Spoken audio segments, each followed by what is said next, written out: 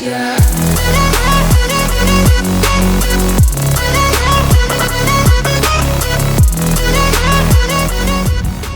some of you know, I'm in Santa Cruz right now. I'm still here.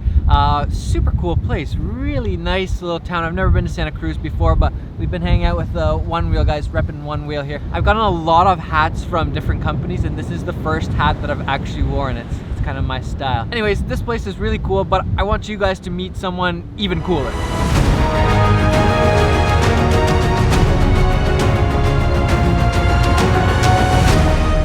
What's up? Secret agent.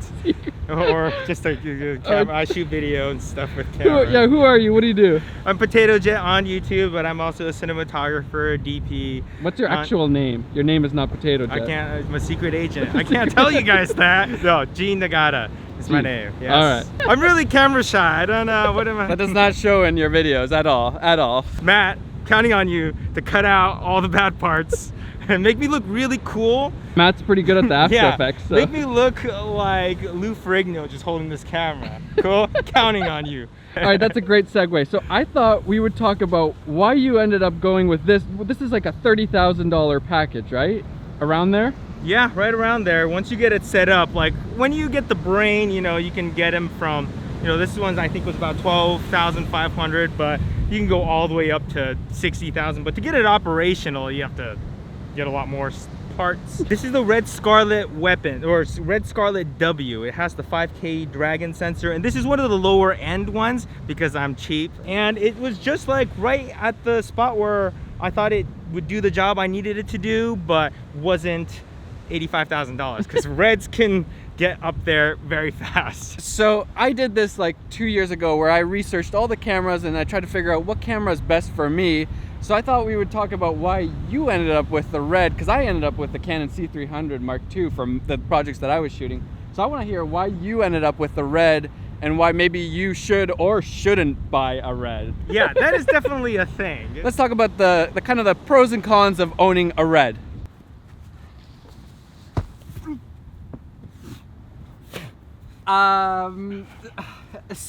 So what the heck were you thinking buying a $30,000 camera setup?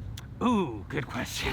My business partner and I have a production company in Los Angeles, and we do a lot of projects where we rent the cameras out. We rent the cameras from a rental house and we use it for projects we have. And we were getting to the point where the jobs were getting so consistent that we were spending so much money on renting the gear. And the Red just kind of made sense. They released this Scarlet W version, which wasn't like outrageously expensive, but kind of gave us the Dragon sensor that we wanted and the look that it produces. So we did the math on it and we calculated that as long as everything kind of continues to flow the way it was going, that within a few years, it would basically pay itself off, and then I'd have a free Red camera to shoot YouTube videos with. So the first reason is because it made business sense and you were actually gonna make more money essentially by getting a free camera after a few years of renting it out, instead of just always renting from somebody else and then you got no camera at the end of that. Right, yeah, exactly. Like business sense. It should make financial sense for you to do it. You don't want to just jump into it and hope it's gonna work out and hope it's gonna make you into Steven Spielberg. Do the numbers. But essentially how this works is like you would get a day rate or a package rate for shooting you know, a documentary, commercial, whatever, and then you could charge more for your camera for bringing that camera onto the production, because otherwise they would have to rent. So they just, instead of renting it from somewhere, they essentially rent it from you for the production. Business. One of the things that I was thinking about,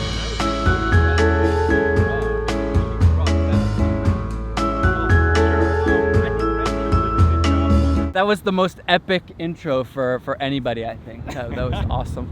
So one of the things that I at least thought about when I was considering what camera to get, and I was thinking about maybe getting a Red, was the fact that you can kind of future-proof yourself with Reds, because you can buy all like the peripheral stuff and then you can swap the brains out later. It kind of sounds weird, but you can swap the body of the camera, the sensor and everything later on, and like kind of upgrade it. So you end up spending a lot of money on the different modules in the beginning, but then you can swap the brain out. And I think do they even give you kind of deals when you like Yeah. discounts on the brains or whatever? Was that a big thing for you, swapping brains, future proofing, or? Yeah, definitely. There is a lot of advantage to being able to swap out certain parts. So like I said, when you buy a RED camera, most people look at the brain, but in addition to that brain, that's still just a smaller portion of the price. You have to add the back to it to attach whatever batteries you want, if you want HDMI, SDI signals out of it, and then of course what kind of lenses you want on there, and then a cage system so you can put on different monitors.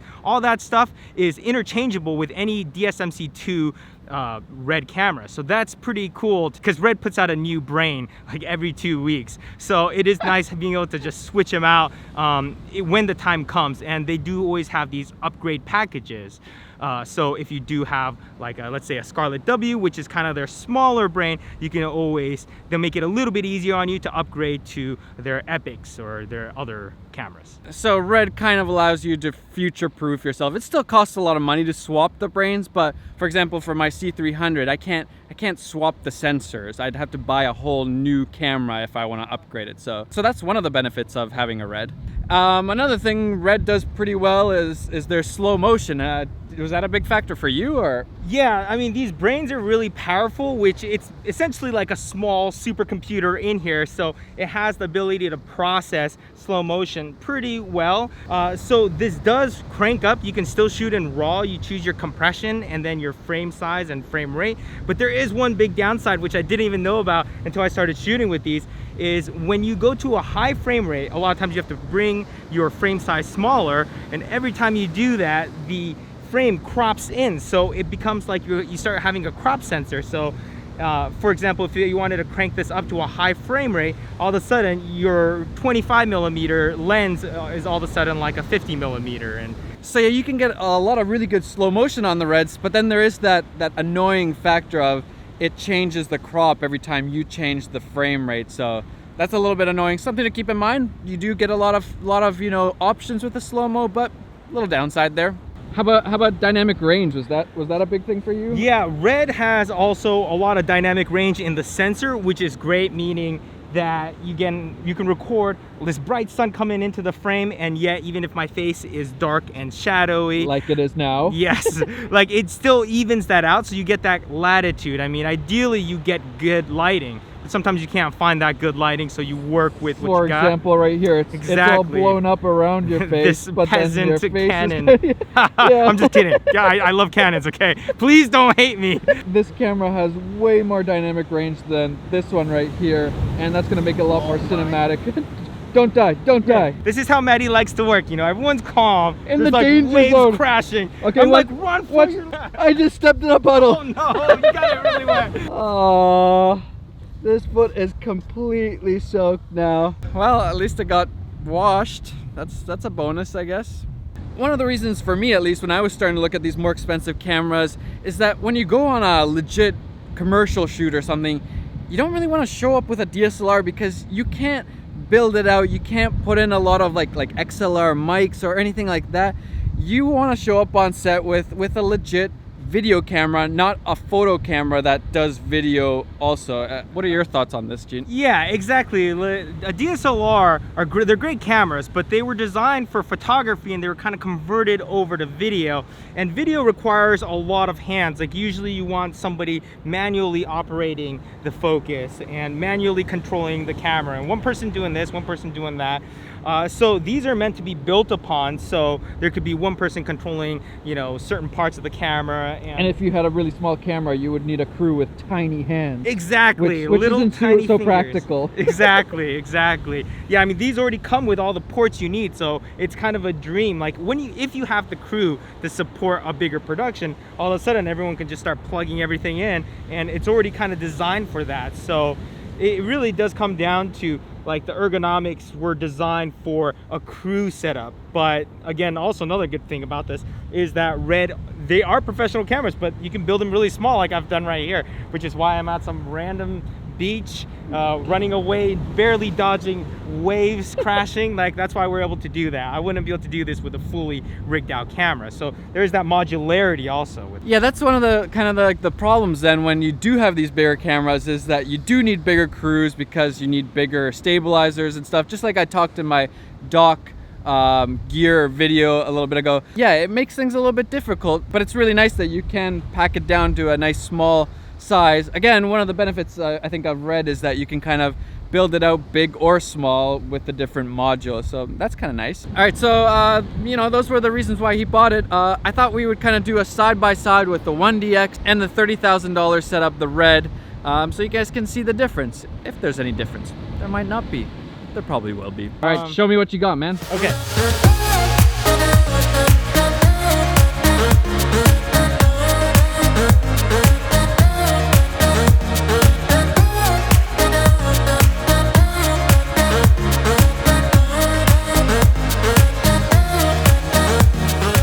All right, there we have the side-by-side comparison. I think the big question remains, do you regret buying the Red? Ooh, even though I've had to send it in to Red Service twice for repairs that shouldn't really have happened in a professional grade camera like this, I still don't regret it. I think we've been able to use it enough to make it worth it, and it's made sense, and it's been a good purchase for us in a business standpoint. And we're still shooting with it, and the clients love the footage, and obviously the Red name is just like, people get really excited when you say you're gonna shoot it on Red. I don't know why, but people love shooting on Red. It's not necessarily the best camera. You always keep that in mind. Like, the best camera is, there's always a good camera for the job. I mean, for example, the C300 Mark II that Matti shoots on, I mean, that's an awesome camera, and we probably get just as many requests to shoot on that as we do on this. I mean, this, I really like the specific feel that comes out of it. It's kind of like it's ultra sharp, but also kind of like a grittier, darker, like the midtones are generally darker, and it has a certain look to it, which I think is really cool. It has super sharp, but it's not for everything, you know. Sometimes you want like an Arri Alexa, very vibrant, very saturated look. Sometimes you want like a documentary look. C300 is perfect for that. Yeah, I hired my editor because he has a Red. Just kidding. People actually thought that I was being serious when I made that joke. And you haven't hired me. Come on, Matti, what's up? See, I don't hire everybody with a Red. Matt was the right fit. I didn't hire him just because he has a Red. I hired him because he had a Red. Yeah, Gene makes a really good point. There is no best camera. The Red is not the best camera out there. An Arri Alexa is not the best camera. A C300 Mark II is not the best camera. A 1DX2, 60, none of them are the best camera. There's only the right camera for the right job, for the right kind of style. So figure out what your style is, what kind of films you want to make, what genre, what size of camera do you need. All those things play a part in choosing the right camera for you. And don't just spend $30,000 on a Red because it says Red and it's expensive, you think it's going to be good. Figure out if it's actually a good camera for you. These were some of the reasons why Gene bought a Red, and if you're looking for those same things, you like those same reasons, maybe you should buy a Red. And if you're not looking for those same things, then don't buy a Red, buy something else. And test it out before you're gonna drop $30,000 on a camera, because that's really when you figure out what are the things that you like and don't like about that camera. So rent it out first, don't just buy it right away and spend 30 grand. That's craziness. Anyways, we're gonna go enjoy the sunset and yeah, just hang out here in Santa Cruz. See you guys. Oh, and go follow Gene Potato Jet. I don't know why his YouTube channel is called Potato Jet, but it's easy to remember. So go and follow Potato Jet. I'll link him down in the description. He's great. All right, see ya.